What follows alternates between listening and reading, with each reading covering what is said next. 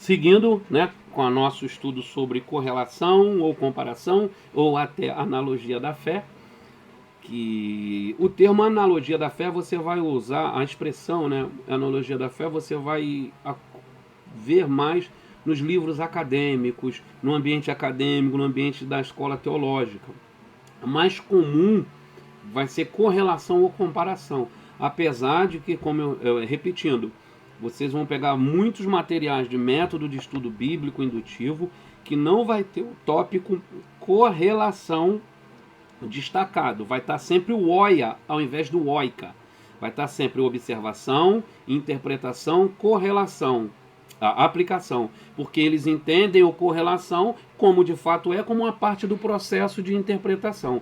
Mas a gente tem por hábito tratar dele separadamente. Ainda falando de correlação, por que razões devo fazer a correlação? Só para sistematizar o que a gente já falou, né? Já falamos um monte de motivos, um monte de proveito que temos ao fazer a correlação. A primeira, três razões especiais. A primeira razão, correlacionar a escritura com a escritura pode trazer clareza para a passagem que por si mesma pode ser menos clara. Então, considerando o que vocês vão estar vendo em bibliologia, na teologia sistemática 1, a revelação de Deus nas escrituras é progressiva. Então não são raras as oportunidades em que um texto que está obscuro num livro anterior seja esclarecido pelo livro posterior. Não são poucos os eventos, poucas situações, poucas as doutrinas que têm a sua construção definida a partir de outros tantos livros que avancem. Então, nós precisamos entender essa progressividade da revelação e entender que um texto obscuro aqui, às vezes no Antigo Testamento, o Novo Testamento vai lançar luz para ele.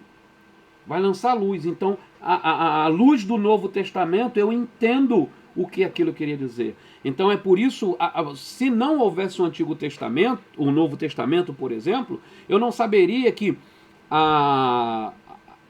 o evento no deserto de levantar a serpente de bronze e mandar com que todos os que estivessem contaminados, picados pela serpente, olhassem para a serpente de bronze que foi levantada no deserto e fossem curados, se eu não tivesse o Novo Testamento, eu não ia saber que aquele texto ali significava, apontava para a salvação que nós viríamos a ter em Cristo Jesus. Que, como está escrito, importa que o Filho do Homem, assim como a serpente foi levantada no deserto, importa que o Filho do Homem seja levantado e atraia a muitos. O próprio Jesus faz essa correlação do texto no Novo Testamento com o evento do Antigo Testamento. Então, a primeira razão para correlação, para comparação, é isso. É que um texto mais claro lança a luz sobre um texto mais obscuro.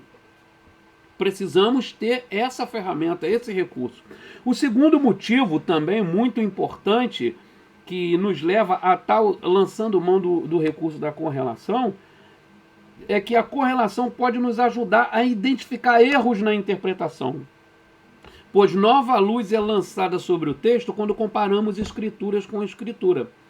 Por exemplo, nós falamos no vídeo anterior sobre o livro de Tiago, que às vezes a pessoa que teve contato só com o livro de Tiago vai entender que pode vir a entender que a salvação resulta de algo que eu faça, do fruto do trabalho da minha mão.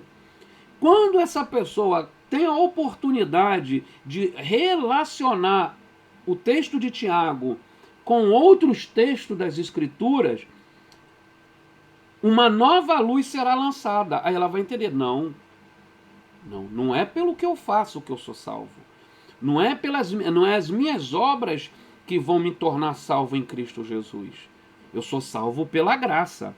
A graça de Deus me alcançou e me salvou. Então, a segunda importante, a primeira razão, correlacionar a escritura com a escritura pode trazer clareza à passagem que por si mesmo a gente não teria como compreender. Usei o exemplo